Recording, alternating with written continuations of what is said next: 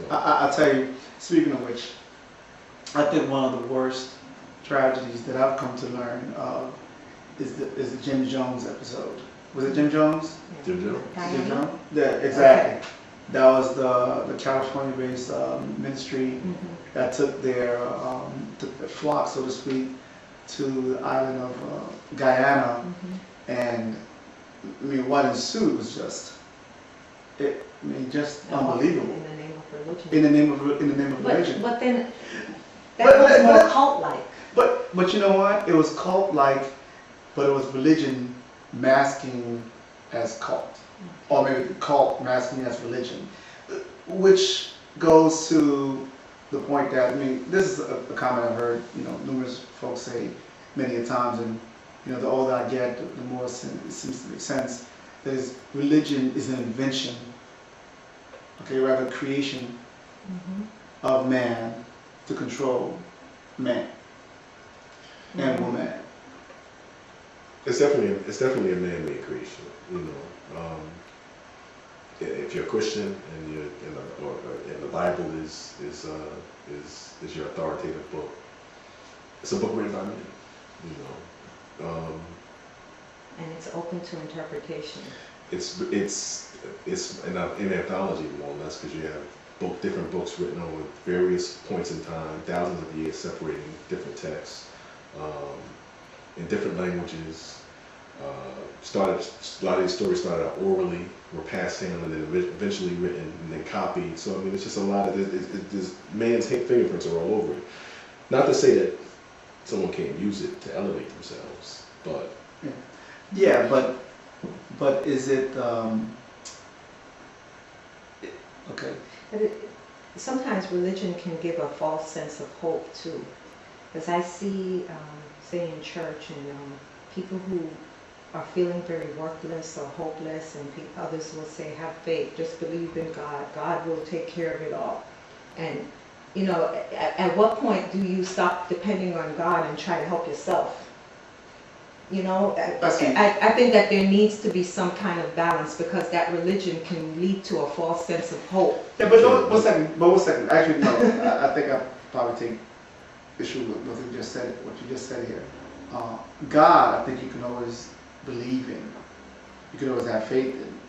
Religion, however, because it's administered by man, that I'm not sure if you can always, But people just wanted to say, because people's conception of God comes through religion. They have no sense of. But it's not. No, for a lot of people, it's not. It's the way that they believe in God. Every conception of what God is and how they're supposed to communicate with this God is based on religion. On their religion? They get that from religion. And we just said religion is man-made. If religion is man-made and people are getting accused on God from religion, then there's still this whole notion of, Yeah, but see, and there, again, I have an issue with this, because if religion was meant to help strengthen your relationship with God, then why does it matter if it doesn't exist? If it's not there? If the whole purpose was to transition you and bridge the gap so that you can have that relationship that with this entity that we call God, then why do we need to have like an institution where you gather? Yeah. Well, that's my sentiments exactly. I find myself to be a very spiritual person, and they say if God is everywhere, then why can't I pray to God from my bed? But churchgoers will say that you need to go there for the fellowship, and you need to hear the pastor, who's a mere man himself, just interpreting what he's read. True. And most important, you need to break bread.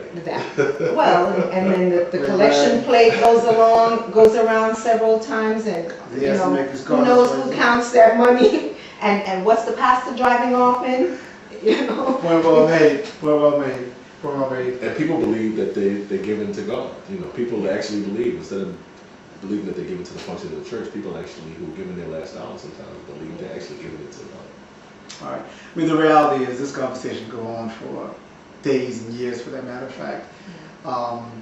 We just wanted to bring up this discussion more than anything because we have the Easter holiday here, and we just thought it was somewhat germane to put it out there so folks can, I think we sounded, though, very, I don't know if anti-Christ is the right term, and I don't want it to sound that way, you know, because the question was, do we need to have religion?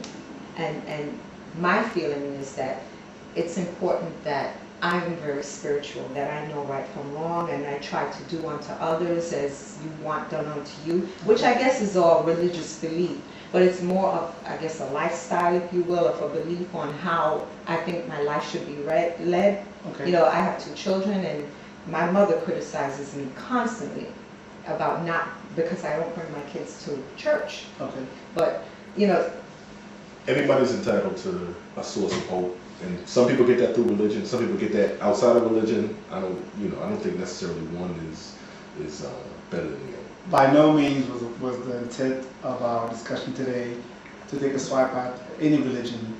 Again, it was just a discussion that we wanted to have as far as the purpose of religion in our modern day and age. Off Brunch Series family, thank you for joining us. Stay tuned. Take care.